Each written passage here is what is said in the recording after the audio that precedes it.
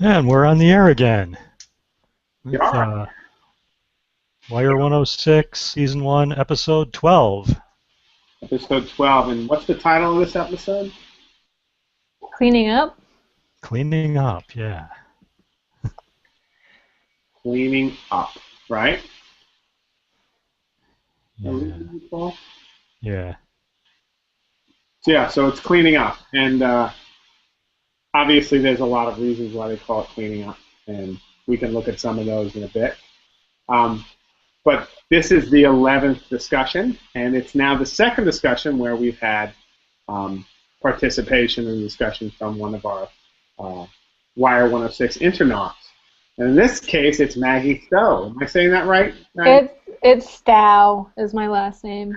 Sorry about that. That's okay. Figured I was off. So that's and you've been actually ripping up the blogosphere with your posts about all of the episodes. And they have been epic, to say the least.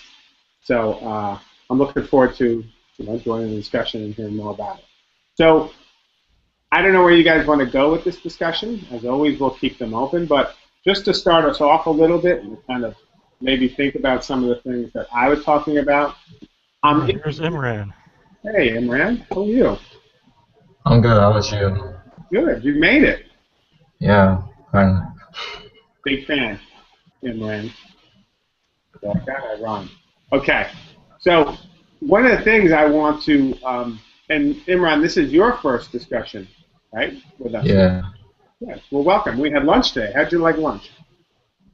Oh, it was pretty good. Pretty good. You fun? You were full now? Yeah, I'm pretty full now. Remember, there's no free lunch. Now you have to go comment on people's work, right? Now I've stuck you in to the tractor beam of DS106, Wire 106. Now we start taking blood. Alright. I'll leave everybody alone. All right. So one of the things I want to start with is, as always, the opening scene.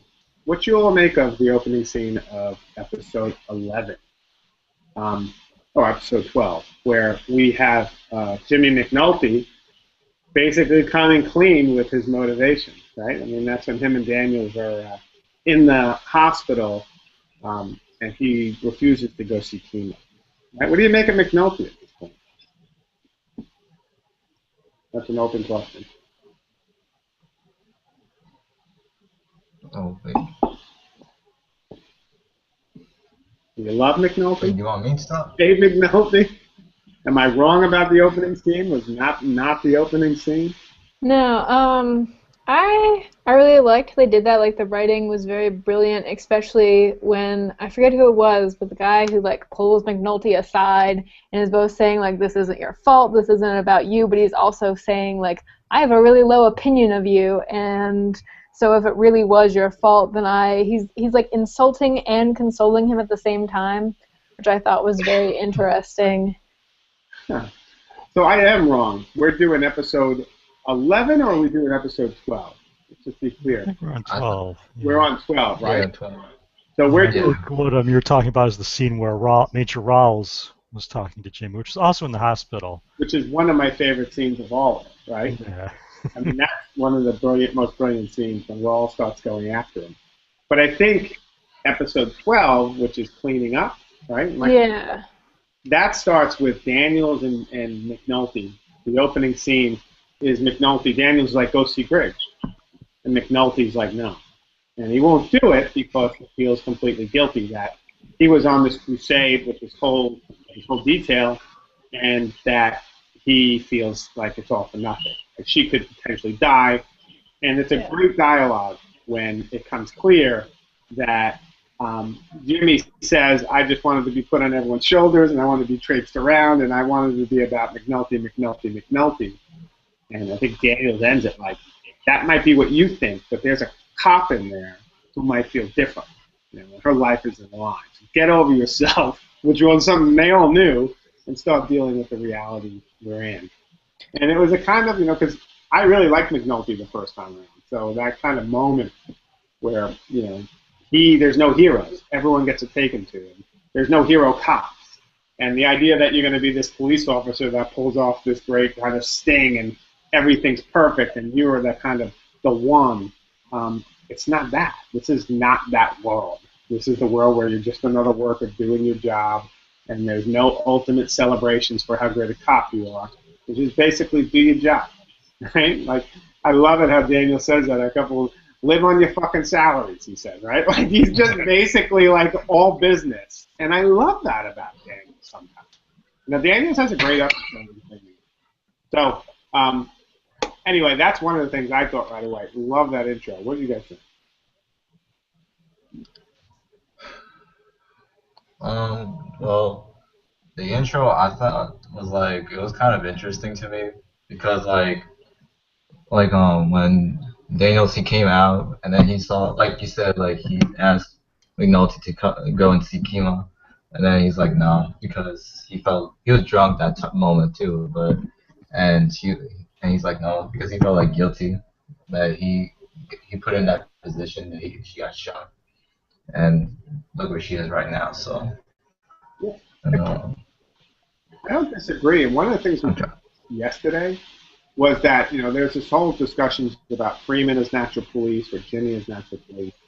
And to me, it seems pretty clear that Kima is the natural police. Like, you see her transformation as she goes into the car in episode 10, and then you see what she goes through, obviously, when she's hanging on for dear life. And, there's all these ideas of the different egos that go involved here, and who's natural police, who's not.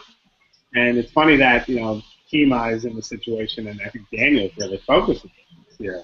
You got a police officer who did believe, who does love the job, who does want to think that she can make a difference. And I thought that was a kind of also very much an interesting kind of reminder where Kima sits in the whole pecking order of the police department. Yeah. I kind of think McNulty was a crybaby in that scene, but McNulty was a crybaby? yeah. Well, yeah, he was. He does break down a bit. Yeah. No two ways. But it's a scene because, if you go through this series, it's kind of like McNulty, quote unquote, is the hero. And I don't know if I have the DVD kit. I think I do something. But if you look at it, right, like you look at the Wire casing and you look at the way they focus the show, it's like McNulty is the guy, right? Like, he's the one who represents the Wire. He's the hero, supposedly. He's the one. But when it comes to season 12, when they're cleaning up, he's not. He's not a hero, right? Like, there's no sense of him being, he broke the case wide open. He was a great leader. He was a great policeman. Some of that might be true. But as usual in real life, none of it's really all true. There's no real hero. And I just found that this was the scene where all that congealed. Yeah. Got me, hippies? But we don't only have to talk about that scene. I just love talking about the opening scenes. Feel free to go anywhere you want. Well, now that I know which scene we're talking about and which episode, and I'm together on that, I definitely agree that that's like a good scene, and just how McNulty and his like trying to make a lot of it about him, and then Daniel's finally like ripping him a new one and being like, no, like this is not solely about you. I think is really well done because there are other TV shows that I've seen where they do have it where it kind of starts out where they have someone who's put as like the hero of the show, like Orange is the New Black. You have Piper going in, and she's very annoying and self-absorbed, and as the viewer you kind of tend to enjoy some of the other characters she's interacting with, and I think that's the same here with The Wire. McNulty has his like good skills and stuff, but he also is very self-absorbed sometimes and is doing a lot of things for himself, where like Kima and others are really like much more interesting characters, and you'd much rather see the show shift to being like more focused on them. And I think that The Wire is doing that really well in like their reprimanding characters for behavior they don't like. Yeah, that's interesting. It's almost training you how to like watch the characters and interact with the characters by the show training you. Like, you shouldn't like this character too much, or don't treat them like a hero too much, because they're kind of annoying and they have some very bad qualities. Like that. what do you make of the fact when Stringer Bell comes into the pit and he takes away the pages? Now, like, there's a kind of like monumental moment in the series. I mean, we've been spending, the last 7 or 8 episodes getting on the wire and watching them build the case. And then we start moving technology, right? He gives them cell phones. And he takes away like, we've actually moved into the 21st century, right? He takes away the pagers and gives them cell phones, and no more work at all over the wire. Everything's face to face. And it's the kind of moment, at least for me, when the whole thing's done. Right? It truly is cleaning it. Like, there's no more wire, there's no more technology to trace. Like, it's over, right? In terms of at least this particular detail.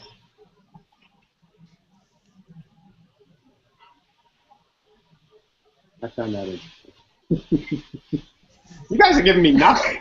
Well, I just don't want to talk over anyone else if they have something to say about it. But yeah, I definitely agree that like this episode, and then there's been little bits of it slowly building up where it has been a lot of like we're losing, like either characters are dying or they're deciding they don't want to be a part of it anymore, and it's just like the group that we started with at the beginning is really reducing, and it's tightening up, and it's just like the few characters that are left in the play. And we see that big time. Well, first, remember I told you earlier about like what was it? Like it's not like a regular TV cop show. It's like like like usually it's like usual TV cop shows like it's like winning or losing, but like this one is like on this one shows like each side. I found it like what was it like D'Angelo, like he tries to like protect Wallace, but Wallace keeps like coming to come back, and then you have like McNulty, he tries to protect like Kimo because he like me he like feel hurt more, like that's like, and that's how like I see it's like always McNulty and D'Angelo, like they're parallel to each other. Yeah, you were talking about that parallel at lunch today, and it's like I mean, oh, you can go. no, I wasn't going to talk about it. I promise. I mean, like most, like I mean, I don't know most, but like some like the episodes like I watched, like it's usually like I always see like McNulty and D'Angelo, like it's always like parallel to each other. There's always something like in common like that they do. Daniel's D'Angelo, right? Yeah, like D'Angelo, yeah, I think so. D'Angelo and McNulty.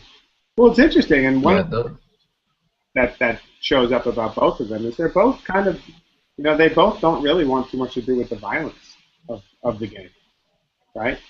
Maybe McNulty wants glory, and maybe D'Angelo wants more clothes and more money, and etc. But it doesn't seem like they're particularly violent players in the game, and they're both thinkers to some great degree, But it's interesting the parallel there.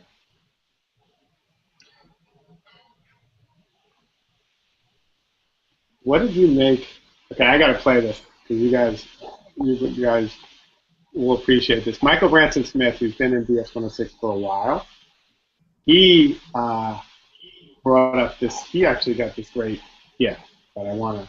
So, a character that's not really too prevalent in the show previously. She has a small kind of role up until this point. But I'm going to kind of show off the screen for a second, and we're going to look at this. So this is actually, you're going to look at yourself, and you're like, oh no, conception. But Michael Branson Smith tweeted out this one, and he talked about a GIF he was creating based on, let me go find the GIF, I thought I had it. So Michael Branson Smith GIFed this out. I think you might have seen this, Maggie, but let's see. He's a professor at the City University of New York. He does a lot of amazing stuff with the visual and design stuff.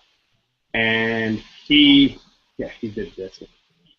He made this GIF of this character early on in this is one of the characters early on in the show. I think season 1, where she's the security guard and she's breathing fire here in this gift. And this is kind of like a mashed up gift.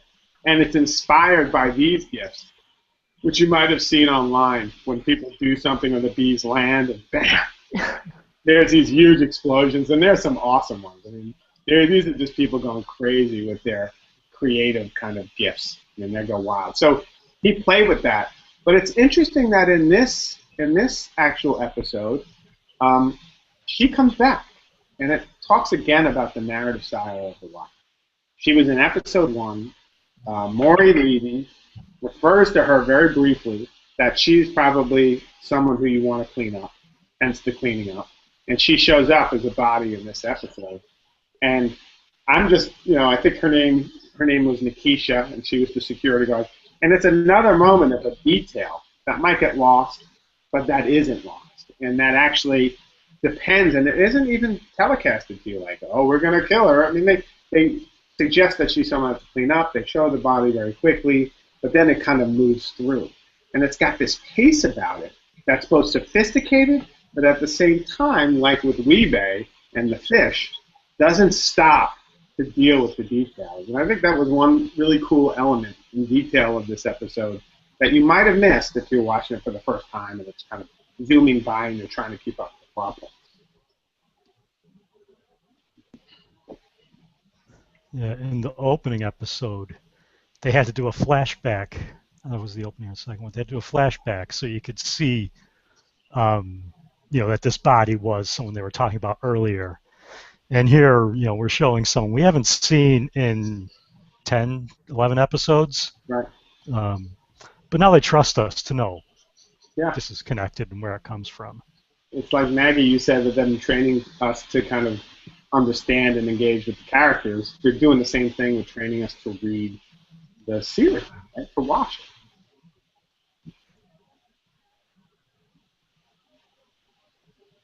What else from episode 12? Clean it. I feel in this episode like this was like the saddest like I told you earlier, like it's like a really sad episode. But I felt bad for his friend Bodhi, Wallace's friend. Yeah. Because he had to, because like it was Stringer who told Bodhi to like kill Wallace after they had a conversation. And Bodhi, like when he came up to Wallace with I forgot the other friend's name, Poot, I think. Poot. Yeah, Poot.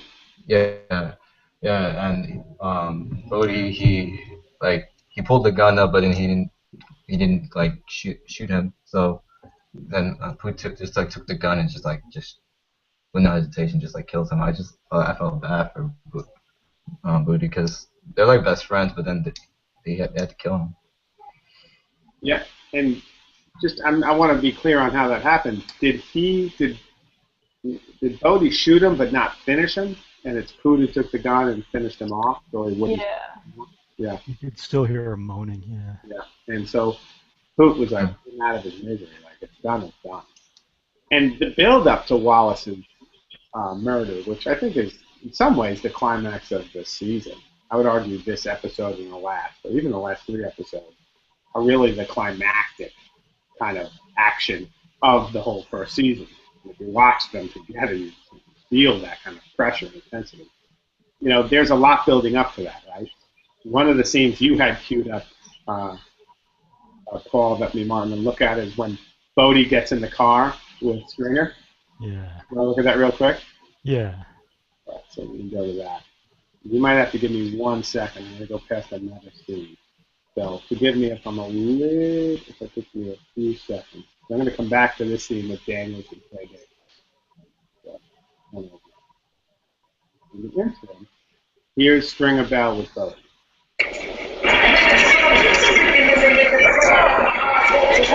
Can we reopen the foundation? Shot dead.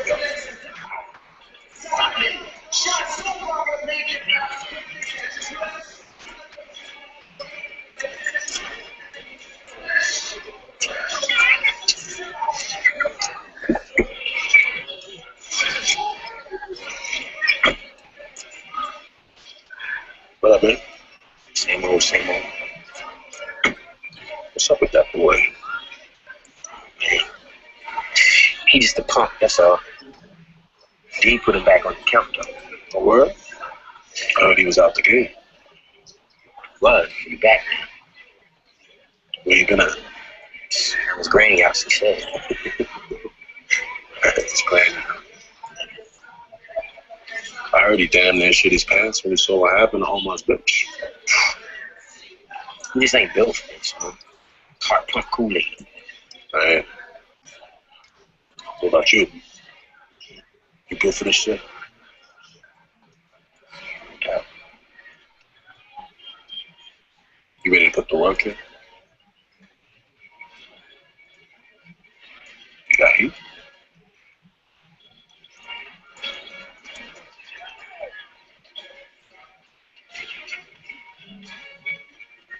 Alright, soldier.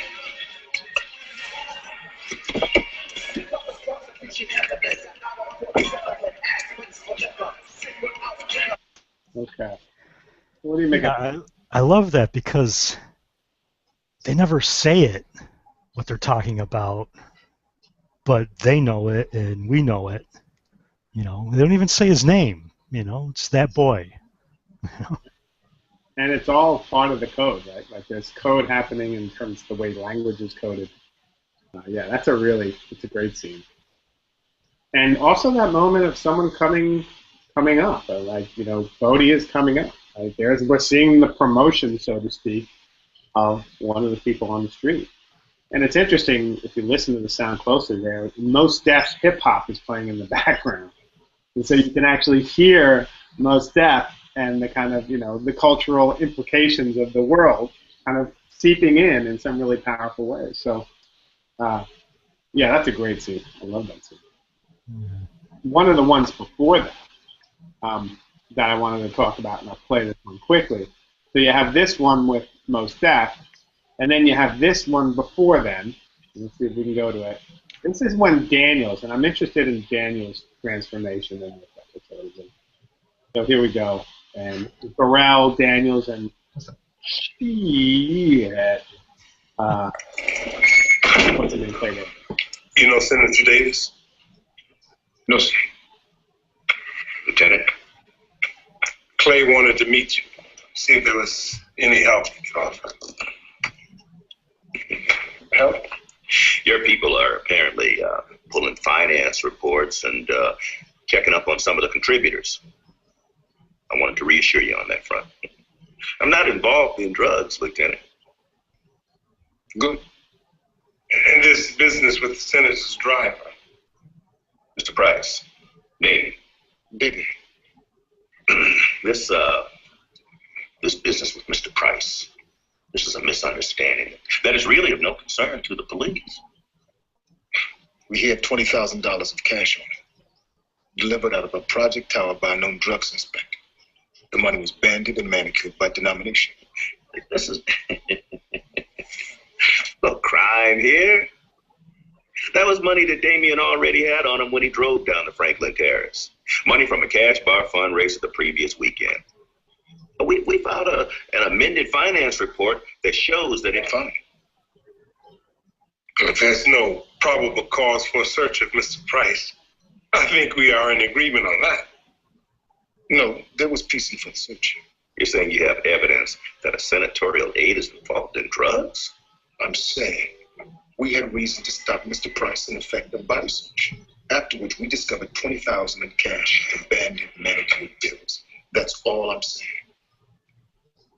Irv, will you explain to this motherfucker just what the fuck it is he's doing? And that's, to me, I just love that moment where, you know, you're taken through Daniels, who's not backing down, who's finally standing up. But then Clay Davis, there's the switch, right? He's being political, he's smiling, he's like, we're not dealing with drugs here. Like, he's giving him everything he got until there's a moment, the complete switch. And it's as if the veil from the institution falls down. And it's like, look, you're not understanding me. Like, we have an arrangement, and you're either part of it or you're out. And I just love that moment where the arrangement becomes unveiled. And this just played brilliantly by Clay Davis, by the actor who's playing Clay Davis, just to kind of get at that, and just a switch of a second. When Lieutenant Daniels is giving them nothing, he breaks, and he's like, "Let's be clear here. You're a peon. We control you. Get back in line." Awesome.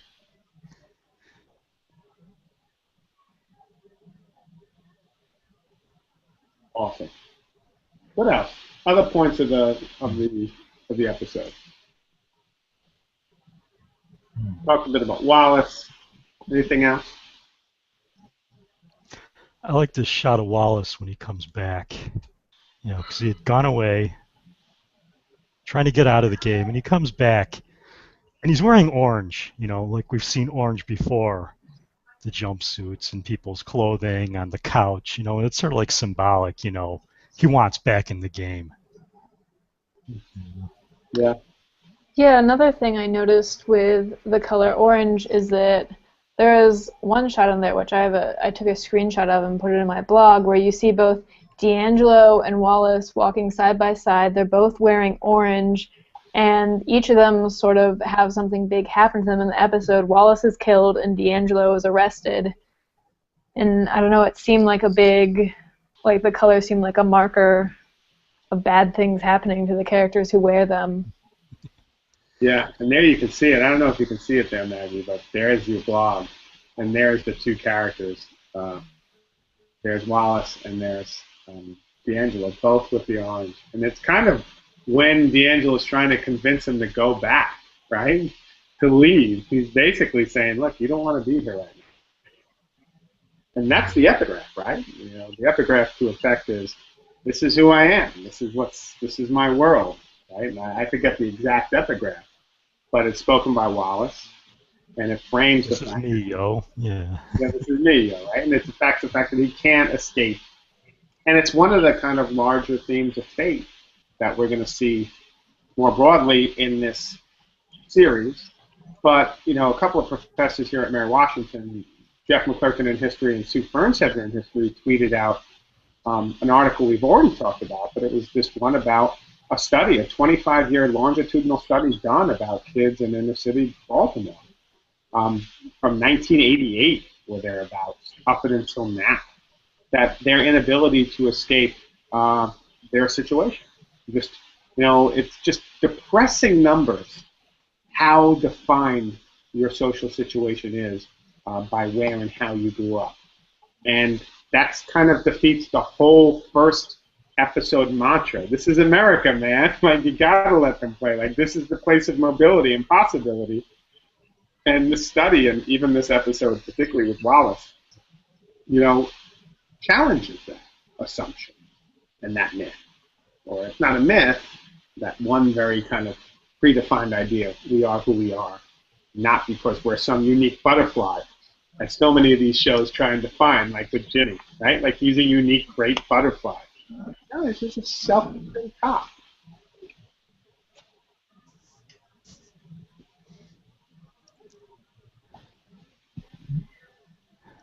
What else? Oh, Google just sent me a message not to play any more clips. So they did, huh? Oh, there it goes again. Yeah, it says they're going to cut us off if we do. Google, the constable of copyright. Yeah. What else? You wrote a lot about this, Maggie. You brought up a whole bunch of different clips. What are any other thoughts you had? I guess I'm still curious as to what the importance of like the red, yellow, blue colors are, because that appears so much, and I feel like I'm going crazy because I can't put together like what is the meaning of these colors, because it switched. Like in previous episodes, the red, yellow, and blue were always appearing when it was the drug dealers, and like the beige tones were much more popular with like the cops, and then towards the end of the season there seemed to be a shift happening where there was like more beige being seen with the drug dealers, and the primary colors were appearing with the cops in some scenes. Well, it's interesting. I'm on your blog right now, and you do a great job. Like, you see Avon and Stringer in the beige, right? Yeah. very the beige couch, and the kind of washed out. But then you're right. You look at some other particular moments. You got all the different colors: red, yellow, and blue. You got the beige wash out there. You got his mother in blue. This kind of very stark moment when Avon walks into Orlando's. But this one in particular, right? Yeah. That one with Boot, and it's such a great shot. It's so beautiful. But yeah, the color stuff, you talked a lot about the colors. And I love the way you break it down shot by shot here. To really think about how they're using colors. There used to be, and I don't know if it's still around, there was actually a way you can take a series of, and this would be an interesting project. You could take a series of screenshots from an episode, and you can run them through an image, kind of like a color normalizer, to get a sense of how much they use which colors at which time. And it would actually be a graph about the use of colors over the course of an episode, and then you could also do that over the course of a season, and you could compare episodes. So it's actually a way of reading episodes or film or scenes of film by color, right? So that's what big data provides us, a way to break up that data and read by color, which would be a very interesting way to think about this as a kind of an aggregate of the wire. And you talked about a particular assignment with color. So that's interesting. And your reading of the color in the screenshot is fascinating. It reminds me a lot of what Paul does regularly, Paul, with your talks about that color in the couch and stuff I didn't pick up on. You're talking about the orange couch and how it's cut open, like Wallace is cut open and all that. Wow, really? Still trying to listen to all the curse words. Well, all those little details they all add into telling the story. And I think it's worth paying attention to them and trying to figure out what they're doing and how they're working. Especially as we move into the visual week and the design week. Because a lot of what is happening there is visual design. Like, we think that you write the story and everything else follows, right? You write the script and people just find themselves in a room and act it out. But there's a whole nother part of the process of creation. The choice of costume, wardrobe, what color the shirts are, right? How people wear their hair. Like, how you design a room, like something as simple you might just take for granted, like a couch, color of the couch, right? The couch of the beige couch versus that red couch in the middle of the pit, and which, John Meadows recognized yesterday, changes completely in season 2, right? So you have a completely different visual and mark of the center for a brand new season, and that's symbolic, right? Symbolic of something. That's cool. One of the things that struck me about this episode, and I mistakenly thought it was an earlier episode, but when I watched 12 again, I realized it was this one. I love the stuff with the money. I brought up the one with the Clay Davis, and Presbeluski and Freeman are now looking deeply into everybody's campaign contribution. Just to show Freeman's idea, if you follow the money, you don't know where you're going to end up. And one of the things I thought was cool was when Rhonda Perlman's boss, and Rhonda's kind of like, a deer in headlights. Her boss calls her in and starts giving her back these kind of like contributions. He's like, I just want to let you know that I didn't give this $5,000 I gave. Actually, I returned. I didn't know where it came from. And she was like, wait a second. And it's that moment almost when you start to realize that you've hit on something that's so kind of fundamental to the structure that you start to see the ripples everywhere, right? And I think this show is kind of, if it has any faith, it's certainly not in institution, right?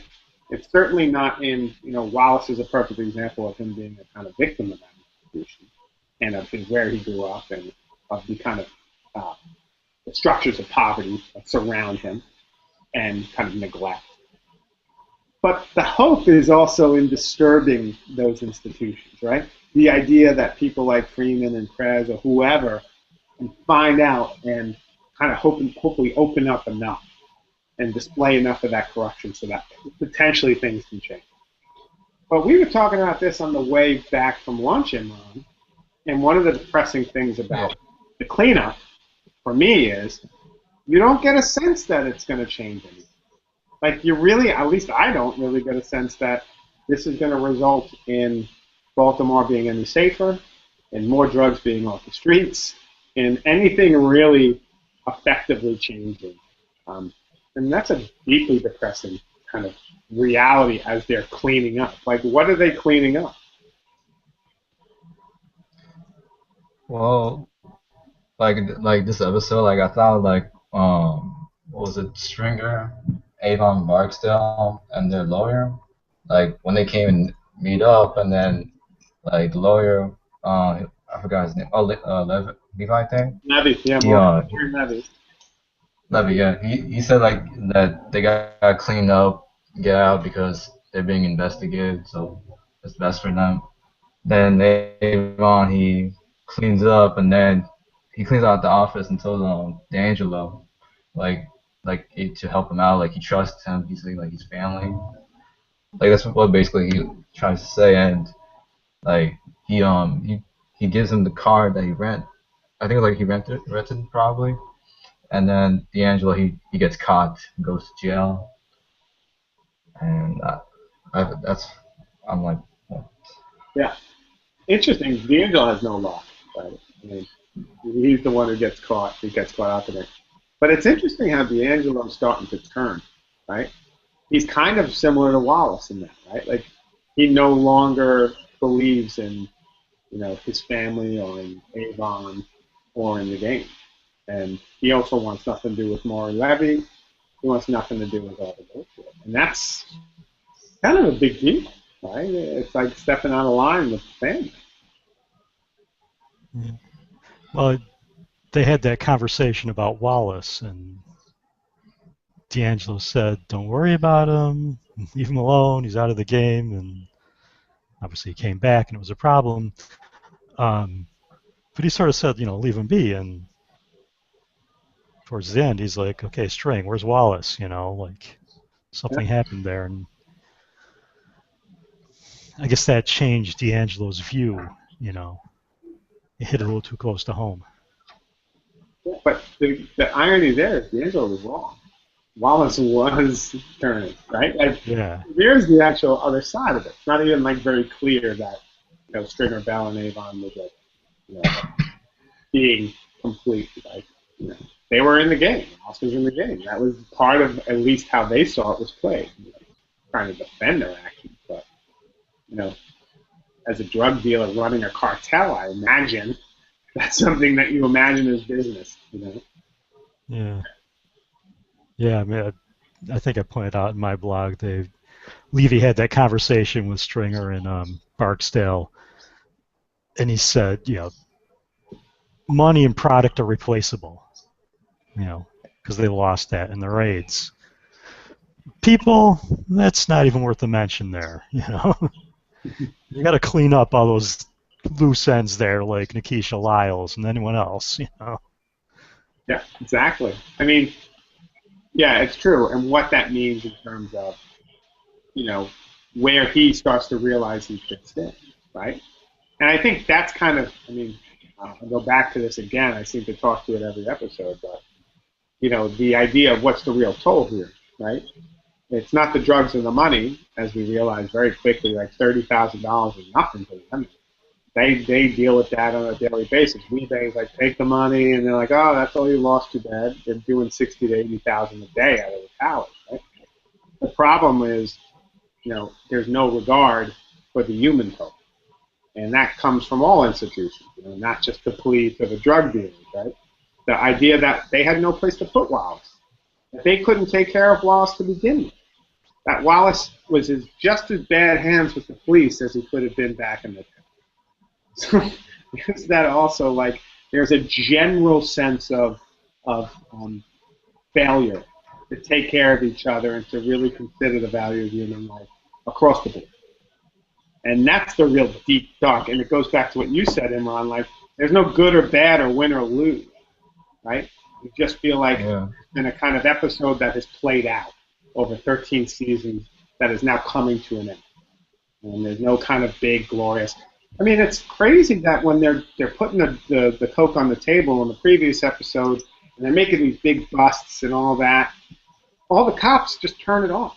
Like they just see it as complete propaganda, right? It's just to show people that this is the big kind of uncovering of drugs and money and guns, etc., and busting the bad guys. But that's just rhetoric.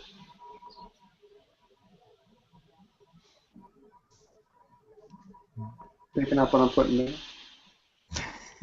Yeah. Okay, we'll stop with this.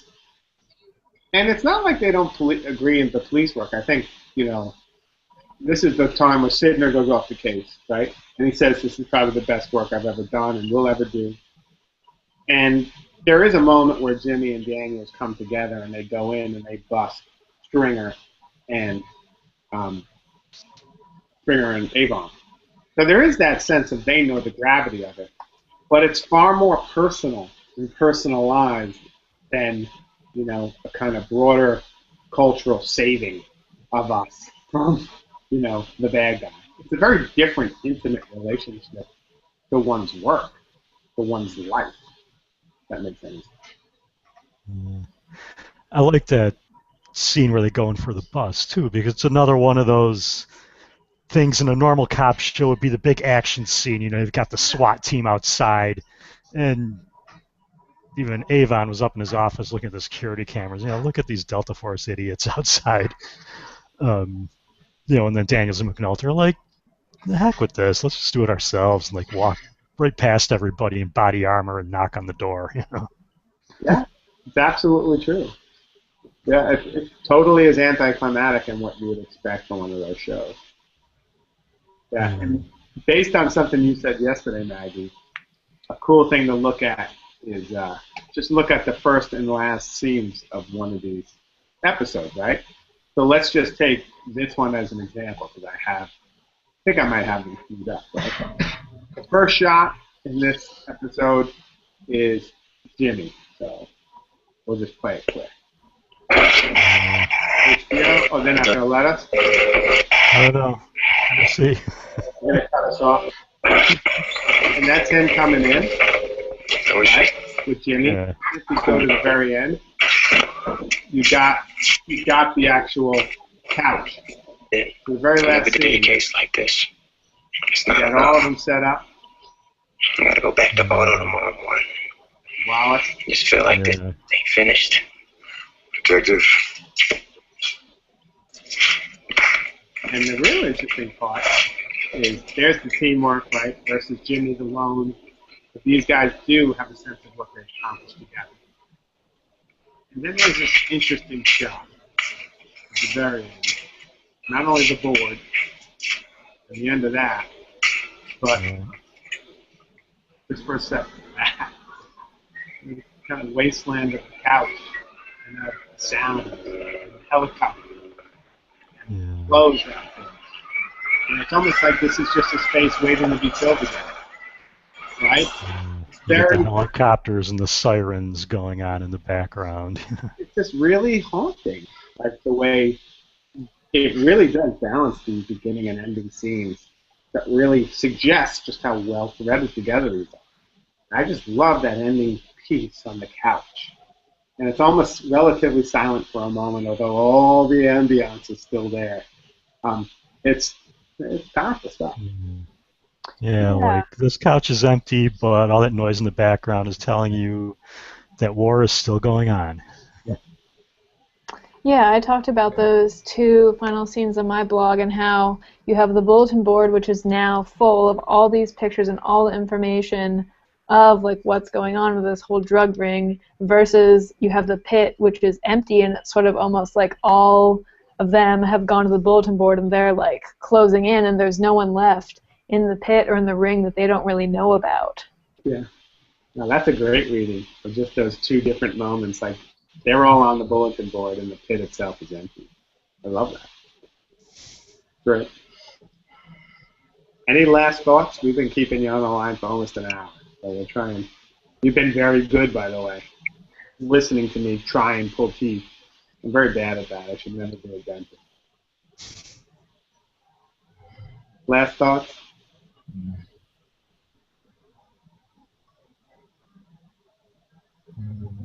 All right. Well, I'll leave it like the couch. We'll just leave the background music, the things flying in the wind, and we'll just leave it to the next episode. Make sense, everyone? Yeah. All right, Paul. All right, Maggie. All right, Imran. All right. All right, guys. See you on the wire.